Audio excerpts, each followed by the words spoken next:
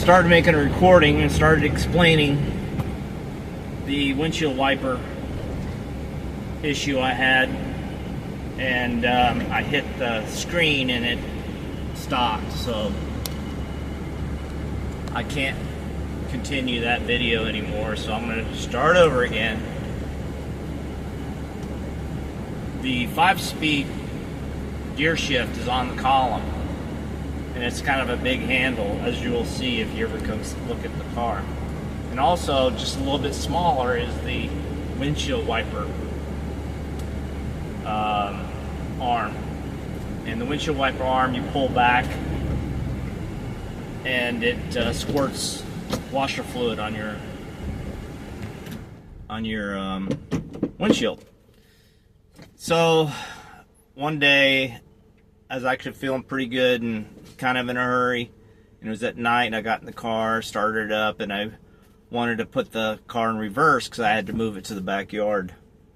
And instead of grabbing the gear shift lever, I grabbed the windshield wiper arm and did the same movement as if I was putting it into reverse, and I heard a big crack, and I cracked the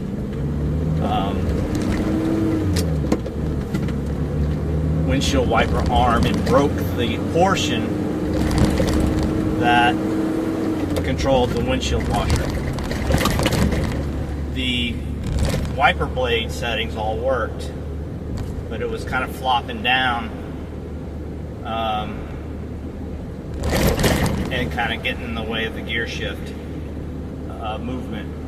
So I figured out a way to kind of put a rubber band behind it, so to kind of replace the spring action that the broken spring had. So it was working, but I had to get a windshield washer back, so I rewired the windshield washer for just like a doorbell button type thing, and it works, as you can see. I don't know if you can see that, and it works. I don't know if you can see that, but you can see a little water coming up. So everything works, but I just removed the entire windshield wiper arm because I found myself grabbing it again and about to do it. So if I sold this to somebody, they probably were going to do it again. And that probably explains why I cannot get that part anymore, because apparently a lot of people must have done it because they ran out of stock, and I've been looking for 3 months for this part, and they're just not available. So my guess, it's a common issue. So I just decided to put a rotary switch in its place and a push button for the rotary switch for the wiper blade speeds and the push button for the washer, and put it on the column. It's out of the way. It's actually pretty good. Very happy with what I did. I left the wires with butt splices that could come apart easy, and if you ever did get a find one and you want to put it back, which I don't really recommend, you can put it back and rewire it super easy. I even put the fastening screws back in its holes. So if I ever do find a part, which I kind of stopped looking because it's really not worth it, because I could see somebody actually grabbing that again and doing the exact same thing. But anyway, I was also looking. The engine is now at 11,000 kilometers, which is probably closer to 7,000 miles. It's 11,000. Yeah, probably close to 7,000 miles. And I think the engine's just now breaking in, because I'm getting almost like 400 kilometers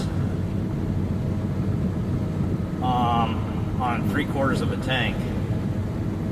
That's usually, I'm usually on my other two trucks, that's usually where I'm on E.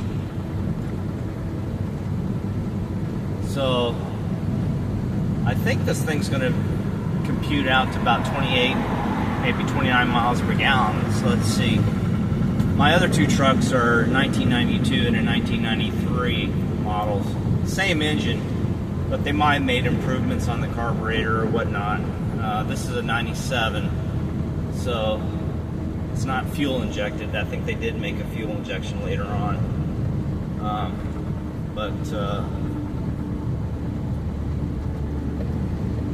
I don't know. I mean,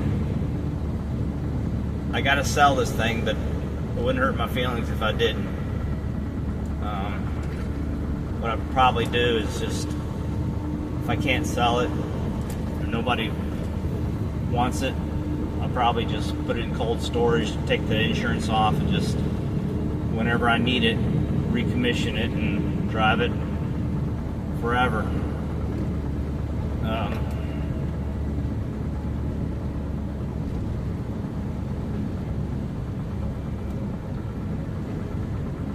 People do like the way it looks. It's a cool looking truck, but it's better than that. It's actually very functional, very well designed. But it's not a truck for sissies. You got 5-speed, it's no air conditioner, and you probably, if you buy it thinking you're going to put air conditioner in it, don't do that. Don't buy it if you really need air conditioner. Don't buy it. Roll down your window, it gets sweaty. It's actually, sweating is a little bit, is good for you. Or just don't drive it in the day. Drive your regular car with air conditioner in the day. But I just drove my other truck down to Delaware.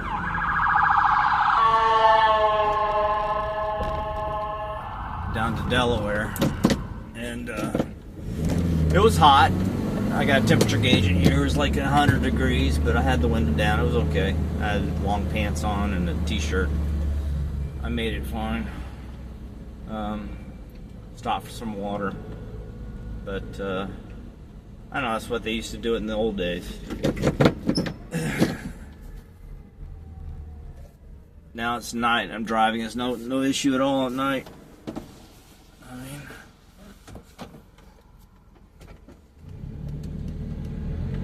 Going to Madison right now to pick up my sister, who doesn't drive. But I certainly do like this truck. But I guess I'm a weirdo. The standard doesn't bother me. The carburetor doesn't bother me. You know, the lack of air conditioner doesn't bother me. But this thing will last you forever. It's a 1997 built, Japanese built Toyota. And the engine's just now getting broke in. And for $12,000 you just cannot get almost a brand new car for that. Especially a pickup. It's a pickup truck. You just can't get one. I mean, a new Chevy pickup cost you about, I think it's running close to $100,000, $80,000 now. That's ridiculous. And the engines blow, and you can't work on the engines. They got all these computers, and this one doesn't have much of a computer. I think it has a little computer for the carburetor to adjust the throttle. Other than that can be bypassed if you want. You could put an automatic manual choke on it, but it's a fantastic little car. I mean, I do kind of wish I had air conditioner, but hell, it wasn't bad today. You know, life could be worse. It's got, and it's a 3-seater.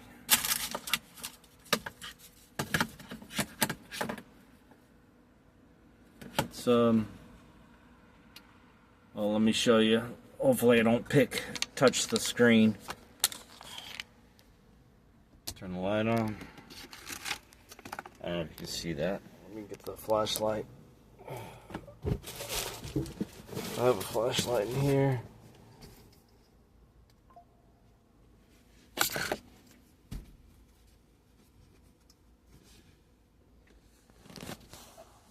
Okay, there's the wiper rotary switch. And I did power it through the key, so you can't push that without the key being on. But you got your speed, windshield washer speed right here. It's out of the way. There's my leg. And that wiper arm stuck out of this hole, and it was right about here. So if you, that's basically what happened. I could kick myself. But basically, I grabbed the stick and went down reverse. This is reverse. So I did this to that windshield wiper in full force and cracked it. And if you did get one, I'm sure one day you would do the same thing. That's why there's no stock left. I could find them for every other car model in Japan, but I can't find them for this. They just run out. There's the first, second, third, fourth, fifth, and reverse. But I got it turned on right now. See, it works. I'm gonna switch it off. You can hear it. That's high. That's off. So I'm fantastic. I'm real happy with that. Real happy with that. It's built solid. Solid as you can.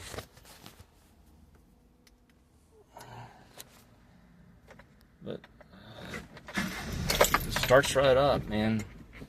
Yep. It is carb rated, so it does have a little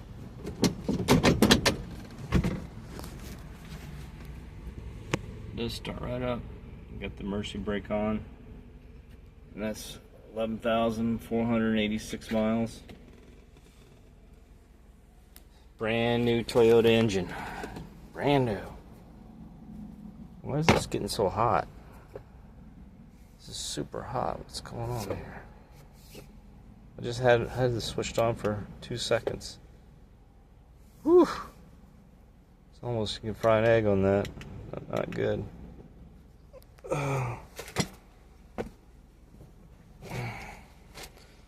And this thing lifts up to be a 3-seater. Or you got this nifty thing.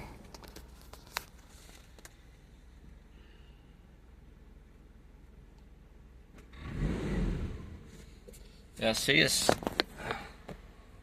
$399, 400 kilometers, and I still have 3/4 of a tank. That's kind of unusually good. Usually around $399, I'm pretty much E or just below E. So something occurred. So I usually don't get that range. Let me see, I'll show you my logbook here.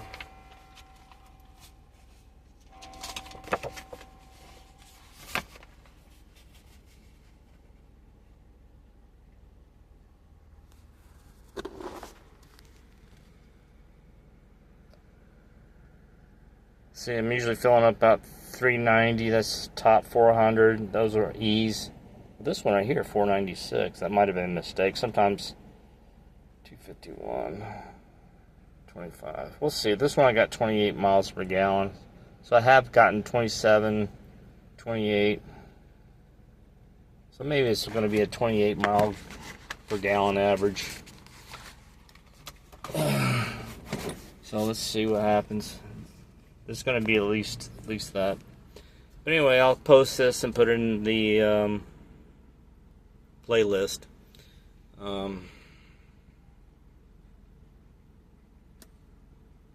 That's all I wanted to say about that. I would talk about the windshield wiper situation, which is much improved.